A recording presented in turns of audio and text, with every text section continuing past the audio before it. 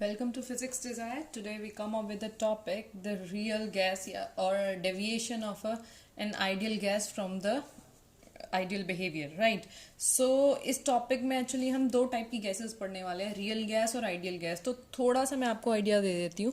Ideal क्या चीज़ होती है? जो कि स्टैंडर्डाइज है, मतलब जिसके बेसिस पे हर चीज़ को कंपेयर किया जाए. Suppose we have centimetre scale, तो हम हमारे लिए एक 1 सेंटीमीटर जो है वो स्टैंडर्डाइज है. अब उसके रिस्पेक्ट में when we don't have scale तो हम कह देते हैं इतना लगभग हमारा जो है सेंटीमीटर होगा, 1 सेंटीमीटर का मेजरमेंट होगा. तो उस केस में हम कह सकते हैं कि देखो जो स्केल मेजर कर रहे हैं that will be standard thing, but जो हम रफली मेजर कर रहे हैं वो हो जाता है कि हम कुछ अपने बिहाफ पे कर रहे हैं, लेकिन जिसका एक्यूरेट मेजरमेंट कुछ और ही है, राइट. तो आइडियलनेस का मतलब होता है जो बिल्कुल कहते हैं ना, द गॉड इज आइडियल, उनके जैसा कोई हो नहीं सकता. So and we humans are just the some we have some characters of God. so वही चीज़ है कि ideal means something which is standardise. अब रियल गैस क्या होता है? रियल गैस क्या है? देखो आइडियल गैस के बारे में ये बताया गया था. आइडियल गैस इक्वेशन हमारे पास एक ही आई थी, कैसे आई थी उसके बारे में थोड़ा बाद में बात करेंगे. ओके, उससे पहले हम पढ़ लेते हैं कि रियल गैस जो थी वो जो आइडियल ना हो वो रियल है. अभी के लिए आप इतना जान लेंगे तो बेहतर होगा. उससे पहले हम पढ़ेंगे आइडियल और रियल, तो बाद की बात है. पहले हम पढ़े गैस क्या है. गैस क्या था? गैस को हमने कहाँ से पढ़ना शुरू किया था? When we are jumped into the kinetic theory of gases. तो काइनेटिक थ्योरी ऑफ गैसेस का जब इवोल्यूशन हो रहा था, जब उसके बारे में बात हो रही थी, जब काइनेटिक थ्योरी को डिस्कवर किया गया, तो काइनेटिक थ्योरी मेनली स्पेसिफाई किसके लिए की गई थी, स्टडी किस लिए की गई थी? क्योंकि उसमें गैस के बारे में हम स्टडी करते हैं, गैस के कैरेक्टरिस्टिक्स को हम जानने की कोशिश करते हैं. तो सबसे पहले काइनेटिक थ्योरी ने ना 6 अजम्पशंस दिए थे, जिसके बेसिस पे हमने कहा कि ये कैरेक्टरिस्टिक्स कुछ हैं, कुछ अजम्पशंस हैं, इनके बिहाफ पे जो है हमारी गैस काम करती है, गैस मॉलिक्यूल्स काम करते हैं.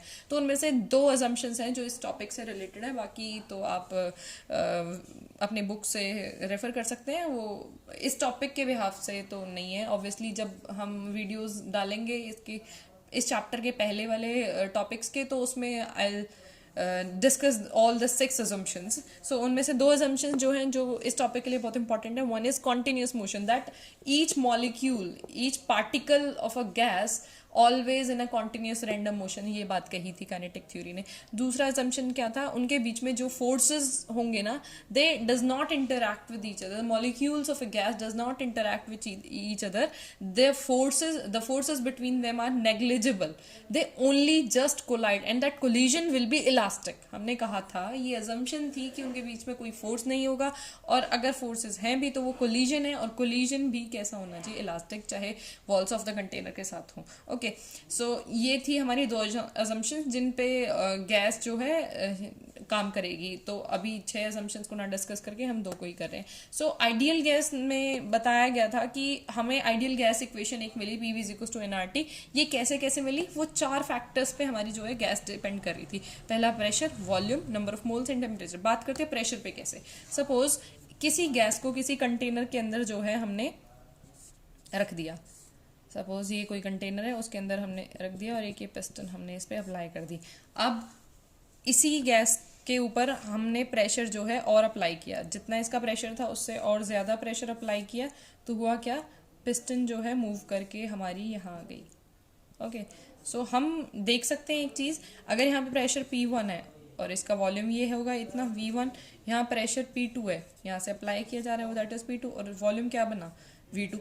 We don't know the value, of course pressure जो है डिक्रीज हुआ है. तो यहाँ से हमारे पास एक इक्वेशन आती है that are P1V1 is equal to P2V2. आप यहाँ देखिए, यहाँ प्रेशर कम है, वॉल्यूम ज्यादा है. यहाँ प्रेशर ज्यादा अप्लाई किया होगा तभी वॉल्यूम कम हुआ है. तो हमारे पास ये इक्वेशन आ जाती है इस एक्सपेरिमेंट के थ्रू. तो हम बोल देते हैं यार pressure is inversely proportional to volume. और ये जो बात बताई थी, ये किसने बताई थी? बॉयल्स ने. सो बॉयल्स ने एक्चुअली, और 2 लोग भी थे बट उनका कहीं जिक्र नहीं होता है. सो बट बॉयल्स ने दी थी, तो चलो भाई ठीक है, बॉयल्स ने दी थी. Pressure is inversely proportional to the volume, मतलब प्रेशर ज्यादा होगा तो वॉल्यूम कम होगा, वॉल्यूम ज्यादा होगा तो प्रेशर कम होगा, vice and versa. Another thing is our next variable will be volume. अभी वॉल्यूम के बारे में आपने देखा कि वॉल्यूम जो है हमारा किसी भी चीज़ का किसी गैस को हमने किसी कंटेनर में रखा है तो उसका कुछ स्पेसिफिक वॉल्यूम तो होगा जिसके अंदर वो मूव कर रही होगी. सो इसलिए जो है आइडियल गैस जो है वॉल्यूम भी उसका एक वन ऑफ द वेरिएबल है, वन ऑफ द करेक्टरिस्टिक्स है. दूसरी चीज क्या थी, अभी हम बात करें अगर नंबर ऑफ मोल्स किसके बारे में बता रहा था हमें, नंबर ऑफ पार्टिकल्स के बारे में. ओके, कितने नंबर ऑफ पार्टिकल्स इसके अंदर हैं वो हमें बता रहा था. और ये चीज एक्चुअली डिस्क्राइब किसने करी, इसको बताया हमें एवोगैड्रो ने. आपने एवोगैड्रो नंबर का नाम सुना होगा. जिन्होंने एवोगैड्रो नंबर दिया था उन्होंने नंबर ऑफ मोल्स के बारे में ऑब्वियसली बात करी थी.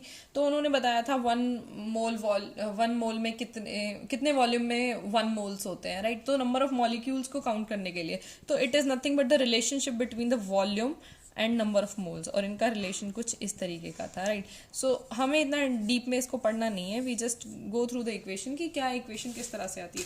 तीसरी चीज क्या थी, तीसरी चीज थी टेम्परेचर. मतलब अच्छा, एक एक्सपेरिमेंट अगर हम कंसिडर कर लें, अब अगर हमारे पास एक बैलून है, suppose this will be the balloon, और इस बैलून का टेम्परेचर कुछ T1 है और इसका वॉल्यूम V1 है. सपोज ये बैलून है हमारे पास, इसका टेम्परेचर T1 है और वॉल्यूम V1 है. और अगर एक बैलून हमारे पास ये है और सपोज इस पे हम अप्लाई कर रहे हैं एक फ्लेम, मतलब हम इसको हीट दे रहे हैं, हम इसको टेम्परेचर इसका हम इंक्रीज कर रहे हैं.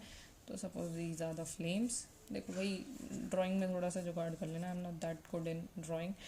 तो क्या होगा, जैसे हम इसका टेम्परेचर इंक्रीज करेंगे, अगर ये बैलून जो है इसका चैम्बर ऐसा है जो एक्सपैंड हो सके, तो ऑब्वियसली ये एक्सपैंड हो जाएगा. टेम्परेचर बढ़ते ही क्या होगा, इसमें प्रेशर बढ़ेगा तो इसका वॉल्यूम जो है इंक्रीज हो जाएगा. तो मतलब वॉल्यूम कुछ और हो गया. पहले टेम्परेचर T1 था, वॉल्यूम V1 था. यहाँ टेम्परेचर T2 हमने अप्लाई किया ज्यादा और V2 वॉल्यूम हो गया. इसका मतलब क्या था, जैसे जैसे हम टेम्परेचर बढ़ा रहे हैं वैसे वैसे वॉल्यूम बढ़ रहा है. प्रेशर में उल्टा था. तो यहाँ से हमारे पास एक इक्वेशन आ जाती है जिसको हम बोलते हैं volume is directly proportional to the temperature. मतलब टेम्परेचर बढ़ा रहे थे अगर हम किसी कंटेनर का, गैस कंटेनर का, तो उसका वॉल्यूम भी इंक्रीज हो रहा था. तो ये हमें दिया था चार्ल्स ने. So that's why this law is known as Charles law. Okay, so this is the Charles law. अब इन सारी इक्वेशंस को मद्देनजर रखते हुए, इन चारों वेरिएबल्स को मद्देनजर रखते हुए एक इक्वेशन बनाई गई. हम उसके प्रूफ पे ऑब्वियसली बात नहीं करेंगे, it is none of our scope of this syllabus. So equation जो अराइव हुई that is equals to PV is equals to nRT. Okay, बहुत आसान है, हालांकि सॉल्व करने में कुछ ज्यादा कहानी है नहीं. सो इसमें बताया गया था कि 4 वेरिएबल्स हैं P, V, N, T. And what about this R? This is a constant of proportionality, right. हर एक में हमने प्रोपोर्शन ही देखा है, फ्रैक्शन फैक्टर ही देखा है, राइट. अब एक चीज और, यहाँ पे जो टेम्परेचर होगा that must be in kelvin. अगर वो केल्विन में है तो ये आइडियल गैस की इक्वेशन. अगर ये केल्विन में नहीं है so we have to convert this into Kelvin, right. For numerical purpose also you should remember this thing कि यहाँ पे जो ये टेम्परेचर है ये Kelvin में होना चाहिए, otherwise this is not the ideal gas equation. So PV is equals to nRT. यही थी हमारी ideal gas equation. अब इसके बारे में बात करेंगे कि क्या इसके अंदर discrepancy है, कैसे हमारी गैस ने deviation शो किया. We will talk about it in our next lecture. Thank you. Thanks for watching.